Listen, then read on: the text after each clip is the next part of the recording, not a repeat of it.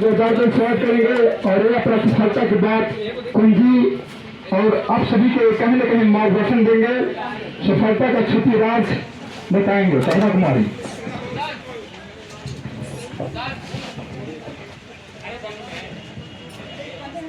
सबसे पहले मैं ये कहना चाहूँगी कि अनिल फिजिकल ट्रेनिंग सेंटर सिर्फ फिजिकल ट्रेनिंग सेंटर ही नहीं है बल्कि एक फैमिली सेंटर है और इस फैमिली सेंटर को मैं दिल से कोटि कोटि नमन करती हूँ। और यहाँ पे जितने भी आप लोग उपस्थित हैं, चाहे वो मेरी बहन हो या फिर भैया लोग हों, मैं उन सभी को कोटि कोटि तहे दिल से धन्यवाद करती हूँ कि यहाँ पे केवल सिर्फ अनिल भैया और संतोष भैया ही नहीं होते हैं। ये एक फिजिकल सेंटर एक ऐसा सेंटर है जो एक फैमिली की तरह ट्रीट किया जाता है। यहाँ पे जितने सारे लोग हैं, अगर भैया बोलते हैं कि रनिंग करना है, लेकिन रनिंग के बीच में जैसे कोई लोग थक जाते हैं तो जो बीच में मोटिवेशन देने वाला होता है कि थोड़ा सा और चलिए, तो यहाँ पे उपस्थित सारे भैया लोग और बहन लोग ही हैं कि दिल से मतलब हर एक किसी को मोटिवेट कर देते हैं और देखने से कोई भी इंसान मोटिवेटेड हो जाता है। रही बात सक्सेस की, तो मैं यही कहना चाहूँगी कि सक्सेस जॉब लेना सक्सेस तो एक है नहीं। जब लोग पढ़ाई करता है तो पीटी मेंस फिजिकल क्लियर करने के बाद मेरिट लिस्ट लग जाती है, तो कोई भी इंसान को माना जाता है कि वो अपने कैरियर में मतलब वो अपने पर्सनल लाइफ में एक पड़ाव सक्सेस हो गया, मतलब जॉब ले लिया, यानी कि वो बेरोजगार नहीं है, किसी के मतलब वो अपना लाइफ स्टाइल जी सकता है। लेकिन मैं कहना चाहूँगी कि सफलता का सही मायने यही है कि वो इंसान अगर कोई जॉब लेकर किसी का काम आ जाए और अपने रहने वाले समाज, जिस परिवेश में आप लोग रहते हैं, जिस परिवेश में मैं रही हूँ या जो मेरा परिवेश है, उस परिवेश में अगर कोई ज़रूरत पड़े कभी भी, चाहे वो मेरे फैमिली मेम्बर का ज़रूरत हो या फिर समाज में किसी को हेल्प करने की ज़रूरत हो, तो उस समय जब पीछे हट जाइएगा तो सक्सेसफुल इंसान ना कहा कि फेलियर इंसान कहा जाइएगा। तो मैं यही ऊपर वाले से कामना करती हूँ कि अगर मुझ में कुछ हमारा अंदर का आत्मा कभी नहीं रोके कि किसी का हेल्प ना कर सकूं, मैं अपने मनोभाव से अपने फैमिली के लिए, समाज के लिए एक अच्छा साबित हूँ। मैं यही ईश्वर से कामना करती हूँ। और मैं यहाँ पर उपस्थित इनको अभी फिलहाल जो ड्यूटी मिला है के अंतर्गत अभी मिला है, इनको ट्रांसपोर्ट डिपार्टमेंट मिला है। तो जितने भी यहाँ पे हैं गाड़ी सोच समझ कर चलाइएगा, हेलमेट का प्रयोग कीजिएगा, अपना नियंत्रण कीजिएगा, क्योंकि अगर मिल गए तो कहीं ना कहीं ऐसा मत कहिएगा कि जी हम आपके साथ में तैयारी करते थे, ऐसा इनको बोलने का मौका नहीं दे, ताकि हर कोई के अंदर एक कहीं ना कहीं ड्यूटी होता है। तो इसे कहीं भी रहेंगे तो आप अपना नियंत्रण और जो भी गाड़ी चलाने का जो रूल होता है उसे पालन करेंगे। क्या सही बोले? भैया भी बोले ड्यूटी का पालन करना चाहिए।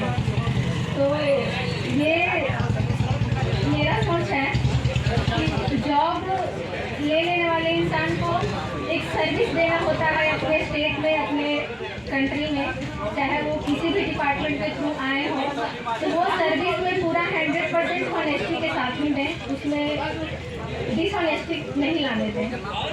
अगर हमारे सामने मेरे सर्विस में अगर जो मेरे फैमिली मेंबर होंगे उनके लिए भी वही रूल होगा जो सरकार हमें देगी ड्यूटी करने के लिए। सफलता का हाथ या सफलता और पूंजी के बारे में बताना चाहेंगे।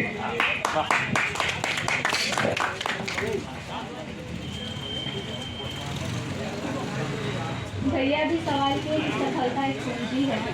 ये बात बिल्कुल सही है कि सफलता एक पूंजी है, क्योंकि इसी पूंजी के थ्रू हम अपने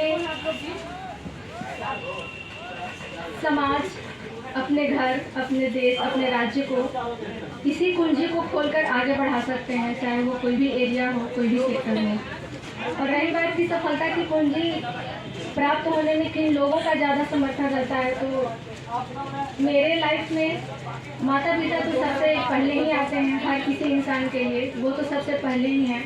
और जितने सारे लोग भाई बहन गुरु लोग हैं वो सब हैं। इसके साथ साथ मैं स्पेशली अगर मैं बताना चाहूँ कि यहाँ की फिजिकल की तैयारी करने में या फिर मेरी पढ़ाई आवर में सबका साथ रहा, लेकिन लोग बोलते हैं कि एक घर से जब लड़की लोग विदाई हो जाती है तो वो पराये घर की हो जाती है। लेकिन मैं ये रियल में बताना चाहती हूँ कि मेरी भी दीदी किसी दूसरे घर में चली गई, लेकिन आज उसका साथ नहीं होता तो हम यहाँ पे नहीं होते। और वो लोग कहते हैं कि बेटी पराये घर की होती है, लेकिन हम अपने दीदी के लिए कहेंगे कि वो कभी पराये किसी बेटी, वो बेटी है जो कभी पराये हो ही नहीं सकती है। स्वागत कुमारी जी, आप तो अपने बारे में बताया, लेकिन एक मेरा प्रश्न है कि यहाँ पे कितने लोग उपस्थित हैं, बैठे हुए होंगे, उनका संकोच होगी, किस तरह से आप अपना रिटर्न की तैयारी करते थे? रिटेन में तो सबसे पहले सिलेबस देखा जाता है, क्या सिलेबस है, और हर एक एग्जाम का सिलेबस वही होता है जो हम लोग 1 to 10 तक पढ़ते हैं। अगर हमारा बेसिक ठीक ठाक है तो रिटेन का ही प्रिपरेशन आसानी से हो जाएगा, उसके लिए कुछ एक्स्ट्रा करने की ज़रूरत नहीं है। लेकिन बात रही कि एग्ज़ाम क्वालिफाई करने के लिए ही नहीं होता है, बल्कि मेरिट लिस्ट में नाम आना चाहिए, उसके लिए तो कुछ एक्स्ट्रा एफर्ट लगाना ही पड़ेगा। जैसे सारे लोग अगर कर रहे हैं, अगर उससे कुछ भी थोड़ा ज़्यादा करेंगे तभी कुछ आगे बढ़ेंगे। इसलिए रिटेन का सिलेबस देखकर उसको सिर्फ सिलेबस देखकर ही ना छोड़ें, उसको एक बार नहीं पढ़ें, एक ही चीज़ को कई बार रिपीट करते रहें और एग्ज़ाम में वही आता है, ना कि कहीं और से आएगा। अगर हमारा सिलेबस 1 to 10 के बीच में ही है तो हम क्यों ना 1 to 10 का बुक ही बार बार उसको रिपीट करते रहें। जैसे NCERT एक बुक है और किसी भी एग्ज़ाम को ये एक कॉमन सिलेबस होता है।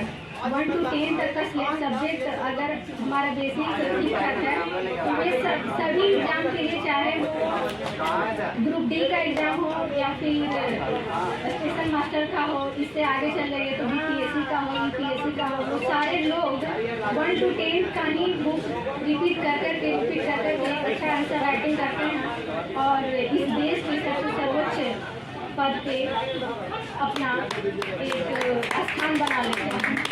तो उसी चीज़ को रिपीट करिए। अगर हम कम रिपीट करेंगे तो उससे कम अचीवमेंट पाएंगे, अगर उसी चीज़ को ज़्यादा रिपीट करेंगे तो अच्छा अचीवमेंट मिलेगा।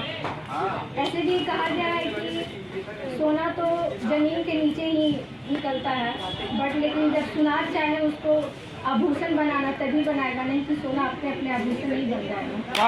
आभूषण बनाने के लिए सोनार को अपने अंदर कला लाना जरूरी है, तभी वो आभूषण में बदलेगा और किसी के लिए श्रृंगार का रूप बन जाएगा।